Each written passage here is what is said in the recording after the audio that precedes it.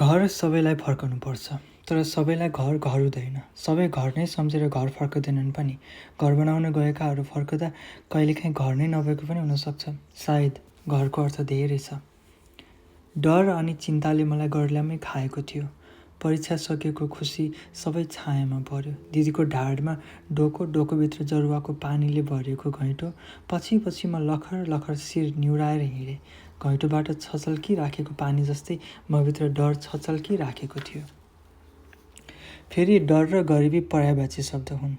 डर भन्नु गरिबी हो, गरिबी भन्नु डर हो, गरिब डर हो, डर हराएको क्षण गरिबी पनि हराउँछ। म डरमा घर पुगेँ। जरुवाबाट त्यस्तै 5 मिनट हिँडेपछि बनहरी गाउँको कच्ची मेन रोड आउँछ। एउटा गाडीसम्म जतनले चलाउन मिल्ने। बर्खाले बनाएका खाल्टाहरू धुलोले ढाकेको छ। बतासले धुलोको बादल बनाउनसम्म भ्यायो। वर्षा समयमा यो बाटोलाई दुवैतिरबाट फक्रेका बनमाराका बुट्यानहरूले दिउँसै हिँड्न डर लाग्ने बनाउँछन्।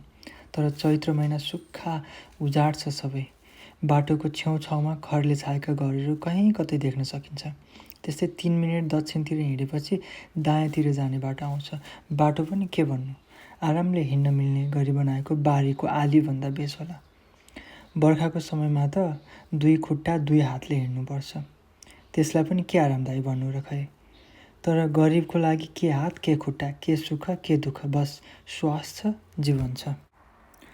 घर पुग्न त्यस्तै 2-3 मिनट बाँकी थियो। रोएको, चिच्याएको, ठुलो ठुलो स्वरमा कराएको आवाज सुन्यौँ। घैँटाको भारले शिर निहुराएर दिदी जतनसँग हिँडिराखेकी थिए। टक्क अडिएर 1 मिनट जस्तै आवाज कताबाट आएको होला पत्ता लगाउन खोजे। हावाले कहिलेकाहीँ आवाज उडाएर उताको यता यताको उता पुर्याइदिन्छ। दिदी त्यति सजिलै झुक्किने मान्छे त होइन। प्रमाण जुटाएर निर्णय लिए। भण्डारीको घरमा हो जस्तो छ। बिस्तारै पछाडि फर्केर मेरो आँखामा हेर्दै बोल्यो।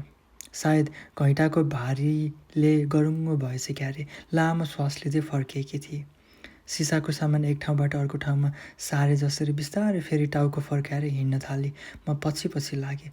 भण्डारी दाइ हाम्रो छिमेकी, 3 बच्चाका बाउ। जेठो छोरी 7 वर्ष, माइलो छोरा 5 अनि कान्छो 3 वर्षको। चिच्याहटको मात्रा झन्झन चर्किन थाल्यो। जति नजिक पुग्छौँ त्यति स्पष्ट अनि चर्को। आज पनि जाँड धोकेर बुढाबुढी लडाइँ गरे जस्तो छ। दिदीले निर्ख्योल गरी।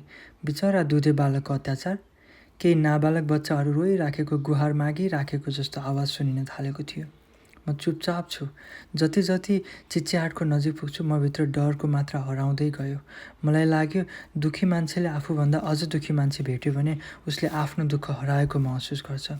मेरो डर, त्रास अनि चिन्ता बाफ बनेर उठ्दै गरेको जस्तो आभास भयो। भन्छन् नि, आफ्नो घरमा मात्रै आगो लागे 7.5 दशा, छिमेकीको घरमा पनि लागे खराब समय हो। त्यस्तै शिर निहुराएर दिदी अघि बढी, म उसको पछि। भण्डारी भाउजू ठुलो ठुलो स्वरमा गुहार गुहार भन्दै रोइराखेको आवाज प्रष्टै सुनिन थालेको थियो। अब भने बच्चाहरू पनि नबुझिने शब्दहरू बोलेर त्रासदीको रोइराखेका थिए। मानौ कि कुनै ठुलै आपत्ति परेको छ। अघि सिमखेतको बाँसघारीमा चराहरूको कोलाहल याद आयो। कहिलेकाहीँ सर्पले खोरबाट अन्डा या कहिले त बचेराहरू झिकेर खाइदिँदा चराहरूको रुहाई पनि यस्तै हुन्छ। भण्डारी भाउजू अनि ती 3 बच्चाहरूको जस्तै यस्तो रुवाएको स्वर दुःखमा भिजेर ओसिलो हार मानिसकेर केही उपाय नभेट्टाएर चिच्याए जस्तै हुन्छ। ओहो, नानीले त लक्षण लिएर आउनुभयो। खत्रिनी भाउजू हाम्रै घरतिरबाट आउँदै रहेछन्। के लक्षण भन्नु भाउजू, कहिल्यै नसकिने द्वन्द्व जोस छिमेकमा? दिदीको उत्तर। जडियाको भर नै हुँदैन कि नानी। खत्रिनी भाउजू बोल्न नपाउँदै दिदीले रोके। बिचरा बच्चाहरूको दुःख। 2 जना नै बराबर नि। तराजुमा जोख्यो भने फरक नै नपर्ने। आइमाईको काम त बुढाले 2-4 झापड लगाए पनि सहने हो के नानी। बरु एक्लै भएको बेला बन्द कोठामा वनमा गएर रुने हो। लोग्ने मान्छेले त रिस देखाइहाल्छ नि। मेरा बुढाले मलाई कम्ती कुट्छन् राति भयो भने। बिचराहरू दिनभर काम गरेर घर फर्किन्छन्। जाँड पिएर श्रीमतीलाई 2-4 चट्कन लगाएर दुःख कम हुन्छ भने म त सहिदिन्छु। भाउजूले आफ्नो पीडा पस्कदै थिइन्। दिदी नसुनेझै अघि बढ्न थाली। बाबु, तपाईँ त पढाइमा राम्रो हुनुहुन्छ। जतिसक्दो चाँडो यो गाउँ छाडेर जानुहोस् है। सतीहरूको आँसुको श्राप लागेको छ यो गाउँमा त। यो गाउँले कहिल्यै सुखको सास फेर्न सक्दैन बाबु। दिदीले नसुनेपछि मसँग बोल्न थालिन् खत्रिनी भाउजू। कान्छा, छिटो आइज त, झर्किँदै आदेश दिए दिदीले। म पनि तुरुन्तै पालना गरेँ। खत्रिनी भाउजूतिर हेर्दै म दिदी नजिक पुगेँ। डल्ली भाउजूको घर हाम्रो घरको ठिक आम्ने साम्ने। दाईको गाउँले नाम डल्ले, उनको श्रीमती डल्ली भाउजू, तर उनी डल्ली भने थिएनन्। भण्डारी दाईको घर हाम्रो घरको ठिक पछाडि छ। अघिसम्म भण्डारी दाई चुपचाप थिए। भाउजू रुँदै चिच्याउँदै बचाऊ बचाऊ भन्दै सहयोगको भिक्षा माग्दै थिइन्। तर अब दाईको रुवाई बढ्न थाल्यो। अय्या आमा हो, यो कुकुरनीले मार्नै लागि, बचाऊ बचाऊ, यस्तै यस्तै। बच्चाहरूको क्रन्दन अझै उस्तै छ। म जति ती बच्चाहरूको डरको नजिक पुगेँ त्यति आफ्नो डरको मुठीबाट उम्किराखेको महसुस गर्न थालेँ। डल्ली भाउजू आँगनमा भर्खर स्याहारेको गाउँको बिस्कुनबाट हावाले उडाएर ल्याएका झारपातहरू केलाउँदै थिइन्। यसरी ध्यानमग्न थिइन् कि मानव भण्डारीको झगडा, त्यत्रो रुहाई, त्यति बिजी चिच्याहाट उनको घरसम्म पुगेकै छैन। भाउजू, आज त धेरै ठुलो झगडा परे जस्तो छ। हेर्नुहोस् त, कति पीडा मिसिएको रुहाई। बच्चाहरू पनि डरले चिच्याइराखेका छन्। बिचराहरू छुट्याउन जाउन्न। दिदीको बिन्ती। उसले पेटीमा डोको बिसाउँदै बिन्ती बिसाए। ह्या नानी, कहिलेकाहीँको भए पो पिर गर्नु। अब भिरबाट लड्ने गाईलाई काँध नै थाप्न सकिँदैन के, राम राम भन्ने मात्रै हो नि। अस्ति पुलिसलाई बोलाएर झगडा छुट्यायौँ। बेलुका हुन नपाउँदै बुढीले थानामा गएर आफै बुढालाई छुट्याएर ल्याइन्। फर्किँदा भर्खर लप परेका जवान जसरी गट्टी हाल्दै फर्के। व्यर्थै परालको आगोमा ओभानो के भनिदिनु नानी, पो छाडिदिनुहोस्। डल्ली भाउजूको जवाफ। आफ्नै जिन्दगीको भारी कहाँ बिसाउँ भइराखेको बेला के दुःख बेसाउन र हो नानी। मर्ने मान्छेलाई मर्न दिनुपर्छ। फेरि आफ्नै काममा व्यस्त हुन थालिन् भाउजू। हुन त गरिबहरूलाई बाँच्न पो कसले दिन्छ र। डल्ली भाउजूले भनेको कुरा सही पनि हो। मर्ने मान्छेलाई मर्न दिनुपर्छ। कसैलाई बचाउनु गाह्रो काम हो। मर्न दिनु भनेको उद्धार गर्नु पनि हो कहिलेकाहीँ त। डल्ली भाउजूको दुःख आफ्नै छ। आफ्नै संसारमा पुनः व्यस्त भएको देखेपछि मेरी दिदी उनलाई फेरि बिथोल्न मन गरेनन्। ढोकाबाट घैँटो निकालेर भान्साकोठामा गइन्। घैँटोलाई भिजेको उनको स्वेटर ओढाइदिएपछि गोठमा गोरुलाई पराल पस्किदिन्। उता भण्डारी दाईको घरमा कोलाहल रत्ती घटेको छैन। कहिले भाउजूको रुहाई, कहिले दाईको, कहिले भाउजूको रिस त कहिले दाईको। बिचरा बिचमा पिल्सिएर दुःख पाउने नानी बाबुहरू। हुन त दुई अजिङ्गरको लडाइँमा मर्ने भनेका माछाहरू नै हुन्। संसारको जस्तोसुकै लडाइँमा पनि दुःख पाउने असहाय, अल्पसङ्ख्यक अनि निर्दोषहरूले नै हो। यो लगभग प्राकृतिक नियम नै हो भन्दा पनि फरक नपर्ला। प्रत्येक बिहान जङ्गलबाट घाँस ल्याउने रुटिन आमाको। बाख्राहरू खोरमा भोकले हो या भण्डारी दाईको घर झगडाले उत्पन्न गरेको हल्लाहरूले जोड जोडले म्या म्या गर्दै चिच्याइरहेका थिए। आमाले जङ्गलबाट ल्याएको घाँस बाख्राहरूलाई दिएपछि दिदी भण्डारी दाईको घरतिर सोझिन्। म चुपचाप दिदीको पछि पछि गएँ। तपाईँहरूलाई एक रत्ती पनि लाज लाग्दैन है? सधैँ जाँड धोकेको छ। समाज छरछिमेकले के भन्ला पनि छैन। न चिन्ता छ ती बिचरा नानी बाबुहरूको। दिदीले रिस पोख्दै बोलिन्। कामले थाकेकी छेउ। लामो थकाइको श्वास फेर्दै आफ्नो ध्यान बाबु नानीहरूतिर फिजाइन्।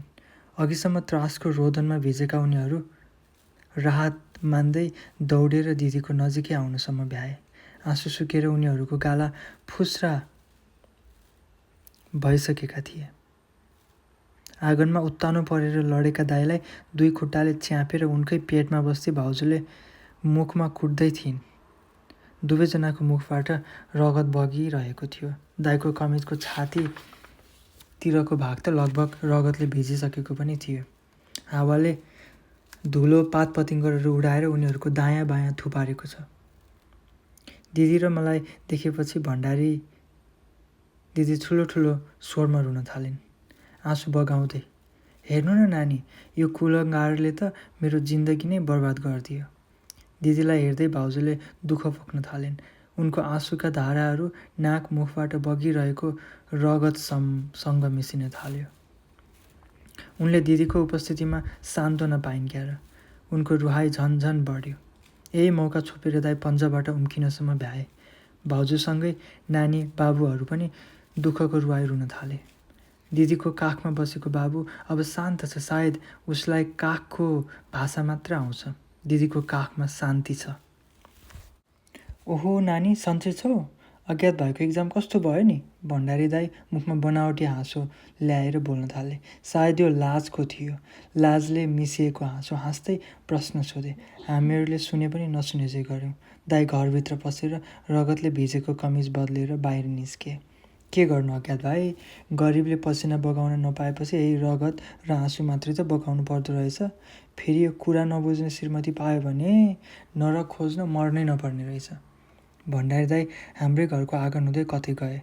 जाँड धोक्न गयो होला। भाउजूको रुहाई बन्दै भएन। थुक्क तिम्रो जुनी? डल्लेनी भाउजूको आवाज सुन्यौँ। भण्डारी भाउजू आँगनबाट उठेर रिसले रन्थनिँदै दाईको पछि पछि लागिन्। दाई कतै देखिएनन्।